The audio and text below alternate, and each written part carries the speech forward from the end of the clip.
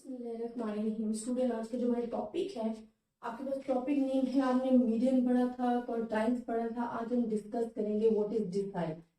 Decile से related वैसे तो मैं आपको टैब पे भी ज्यादा पढ़ाती जा रही हूँ, पर स्टूडेंट आपके कुछ कॉन्सेप्ट ऐसे होते हैं जैसे कि फार्मूलाज या समथिंग, कुछ बातें बताने वाली जरूरी होती है। तो जो मेन पॉइंट्स होते हैं वो मैं बोर्ड पे डिस्कस कर लेती हूँ ताकि आप लोगों को कॉन्सेप्ट इजीली जो है वो क्लियर हो सके। स्टूडेंट डिसाइल क्या है, अगर तो आपको मीडियन अच्छे तरीके से समझ आ गया ना, तो you can easily discuss about the quartiles, deciles and percentiles because they are related to each other. इसमें हमारे पास क्या आ जाता है कि जब हमने मीडियन पढ़ा था तो हमने कहा था कि हमारे पास अरेंज डेटा, आपको जब भी मीडियन आपने करना है, क्वार्टाइल्स करना है, डिसाइल्स करना है, परसेंटाइल्स करना है, आपको अनग्रुप डेटा गिवन होगा, सबसे पहले वो आपने अरेंज करना होता है। अरेंज डेटा पे आप उसको डिस्कस कर लेते हो। तो जब डेटा अरेंज होता है तो उसका जो मिडल पार्ट होता है, जो कि अपने डेटा को टू इक्वल पार्ट्स में डिवाइड कर देता है, वो हमारे पास होता था मीडियन। क्वार्टाइल हमने पढ़ा था कि आपको अरेंज डेटा गिवन है, अगर अरेंज डेटा नहीं गिवन तो आपने पहले अरेंज करना है। क्वार्टाइल में आपके डेटा को 4 इक्वल पार्ट्स में डिवाइड कर दिए जाते हैं, जिसमें क्वार्टाइल 1, क्वार्टाइल 2, क्वार्टाइल 3। हमारे पास जो Q1 होता है वो लोअर क्वार्टाइल होता था, ठीक है, यहाँ पे अपर क्वार्टाइल होता था, और जो सेकंड वाला वो मीडियम के इक्वल होता था। अब डिसाइल में हमारे पास क्या आ जाता है कि हम कहते हैं कि when data divided into 10 equal parts, ये हमारे पास 1 2 3 4 5 6 7 8 9 10, तो हमारे पास D1 हो गया, D2 हो गया, D3 हो गया, D4 हो गया, D5 हो गया, और जो D5 है वो भी इक्वल होता है मीडियन के, ठीक है। ये मैं आपको बताती जाऊं कि हमारे पास मीडियन और quartile 2 and decile 5 and percentile 50 are equal, ये हमारे पास इक्वल होते हैं। तो ये बड़ी इंपॉर्टेंट चीज है जो कि हमने याद रखनी है। तो जब हमारे डेटा को 10 इक्वल पार्ट्स में डिवाइड कर दिया जाता है, that is called the decile. तो डिसाइल बेसिकली क्या है कि जब आपके डेटा को इक्वली 10 इक्वल पार्ट्स में डिवाइड कर दिया जाता है, वो आपके पास आ जाता है डिसाइल। अब आपने जिस तरह मीडियन में पढ़ा कि जी हमारे पास ग्रुप एंड अनग्रुप डेटा क्या होता है, इसी तरह आपने पढ़ा कि हमने ग्रुप डेटा में जी फ्रीक्वेंसी गिवन होती है, अनग्रुप डेटा में फ्रीक्वेंसी गिवन नहीं होती।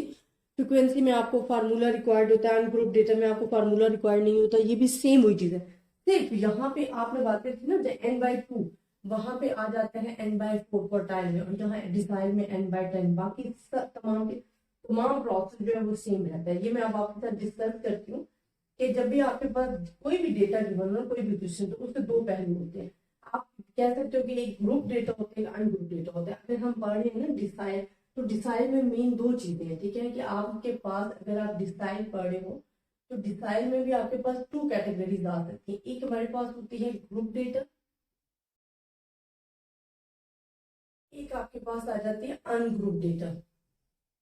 अब अनग्रुप डेटा में स्टूडेंट आपके पास क्या होता है कि फ्रीक्वेंसी इन्वॉल्व नहीं होती है, बट ग्रुप डेटा में आपके पास फ्रीक्वेंसी इन्वॉल्व होती है। तो जहां पे फ्रीक्वेंसी इन्वॉल्व होती है वहां पे आपको फार्मूला दे दिया जाता है, जो कि मैं लिख रही हूँ, same median, quartile, decile, percentile का सेम फार्मूला, सिर्फ और सिर्फ फर्क आ जाता है यहाँ पे n/10।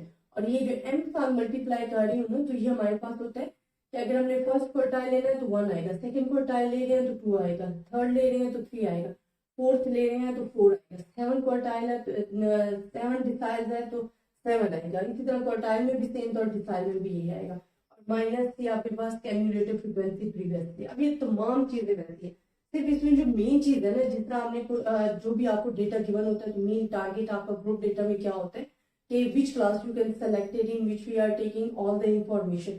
तो मेन चीज हमारे पास होती है कि हमने क्लास कौन सी सिलेक्ट करनी है। तो जो क्लास सिलेक्ट करनी होती है वो आपके पास जो ये वाली कैटेगरी है ना, इसको आप डिवाइड करके देखते हो कि वो विच क्लास आ गया। अच्छा, फॉर एग्जाम्पल यहाँ पे आ गया ना 21st, आपने देखना है कि कैम्युलेटिव फ्रीक्वेंसी में 21st कहाँ पे लाई कर है, जहां पे लाई कर है वो आपने क्लास सिलेक्ट करनी है।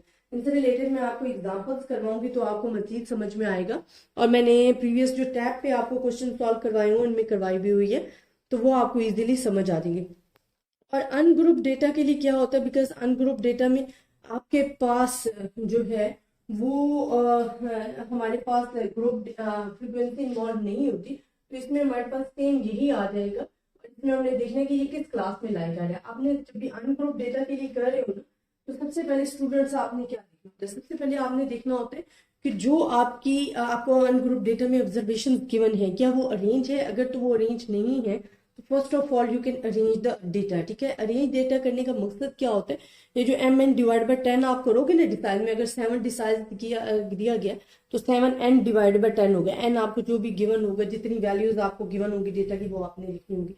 तो फिर आपने देखना है कि 7th आ गया तो इट्स मीन आपने अपने डेटा की 7th वैल्यू लेनी है। अगर 5 आ गया तो इट्स मीन कि आपने 5th वैल्यू जो है वो एज अ डिसाइल सेलेक्ट कर लेनी है। तो जिस तरह हम मीडियन में करते थे, क्वार्टाइल में करते थे, बाकी प्रोसेस आपके पास सेम रहेगा। ये आपका मेन कॉन्सेप्ट है कि जब डिसाइल्स का टॉपिक आ जाता है तो हमने बेसिकली जो फार्मूला हमें पता होना चाहिए और अनग्रुप डेटा तो ईजी है। अब फार्मूला में भी एक चीज आपको बताती जो आप क्लास सेलेक्ट करोगे ना वहीं से आपने तमाम चीजें लेनी है। ये जो एल होगा ना, एल ये आपके पास क्या होगा, लोअर